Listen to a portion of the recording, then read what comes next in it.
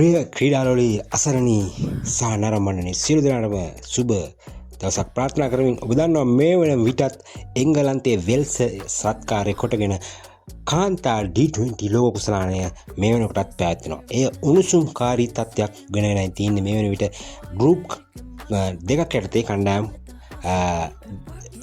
10ක් තනකොළා. ඉතින් ඒ 10න් ඕස්ට්‍රේලියාව, ඉන්දියාව, සවුත් අප්‍රිකාව නැත්නම් දකුණු අප්‍රිකාව, ඒ වගේම බංගලදේශය, පාකිස්තාන සහ නෙදර්ලන්තය ගෲප් A යටතේ, ගෲප් B යටතේ එංගලන්තය, නවසීලන්තය, බටහිර කොරියාව, ශ්‍රී ලංකාව, ස්කොට්ලන්තයත් ඉතාමත් තියුණු ආකාරයෙන් මේනකොට තරඟයේ වැදිමිනුයි තියෙන්නේ.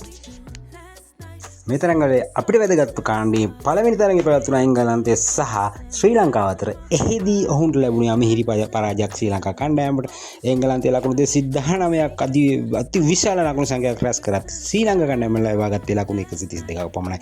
එයින් අපේ ශ්‍රී ලංකා කණ්ඩායමේ බලාපොරොත්තු යම් තාදුරට බිඳ වැටුණත් මීළඟ තරඟය පැවතුනේ නවසීලන්තය අතර. නවසීලන්තය කියන්නේ ඉතා තියුණු දක්ෂ කණ්ඩායමක්. නමුත් ශ්‍රී ලංකා කණ්ඩායම ඔවුන්ට එක්ක මුහුණ දුන් තරඟයේදී ඉතා විශිෂ්ට ජයග්‍රහණයක් අත් කරගත්තා. ලකුණු 150යි නවසීලන්තය ලබා ගත්තේ. ඒට පිළිතුරු වශයෙන් පන්දු 19 පන්දු 4ක් තුර ලකුණු 153යි කඩලු 5ක් දැවි ශ්‍රී ලංකා කණ්ඩායම තමන්ගේ ජය තහවුරු කරන්න හැකියාව ලැබුණා.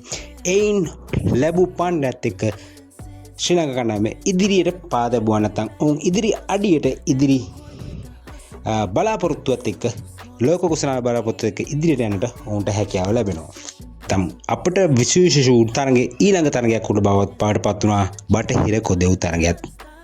ඔවුන් සමග පැවැත්වෙන තරඟය අපේ ලෝක කුසලාන සිහිනේ ඊළඟ ඉලක්කය සපුරාලන තරඟයක් බවට පත් වුණා. ඉතින් ඒ අභිප්‍රාය ඒ දේ තමන්ගේ හිස මත දරාගෙන ක්‍රීඩා චම්බරිය අතපත් ඇතුළු කණ්ඩායම පිටලා පිටිට පිවිසුණත් ඔවුන්ට හිමුනේ අමිහිරි අත්දැකීමකට මුහුණ පාන්නට. එහෙනම් ශ්‍රී ලංකා කණ්ඩායම හමුවේ ශ්‍රී ලංකා කණ්ඩායම ලකුණු 98යි ලබා ගත්තේ සියලු දෙනා දැවි පන්දු 19 පන්දු 4 අතුර. ඒට පිළිතුරු වශයෙන් බටහිර ඉන්දිය කොදු කාන්තා කණ්ඩායම ලකුණු 99යි කළු 5යි පන්දු 16 පන්දු 1ක් තුල ඔවුන් විශිෂ්ට ජයග්‍රහණයක් ලැබමින් මුන් ඉදිරි අඩිය නැත්තම් ඔවුන්ගේ බලාපොරොත්තු වැඩි කරගත්තා. ලංකා කණ්ඩායමට ඔවුන් මෙතෙක් ගෙන බලාපොරොත්තු යම් කිසි තාක් දුරට පසකින් තියනට සිදු වුණා මේ තරඟයේ ප්‍රතිඵලයක් සමග.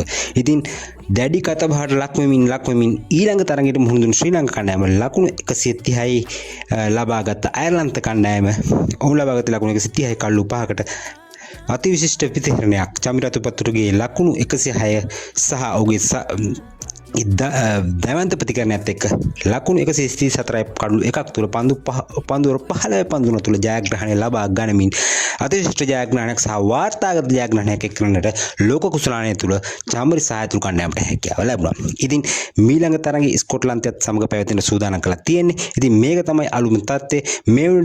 මේ වන විට අපේ කණ්ඩායම ශ්‍රී ලංකා කණ්ඩායම සහභාගී වන ගෲප් B කාණ්ඩය යටතේ එංගලන්තය තමන්ගේ තැන හදාගෙන ඉවරයි. නැත්නම් අවසන් පූර්ව වටේ තමන්ගේ ස්ථානය තහවුරු කරගෙන ඉවරයි.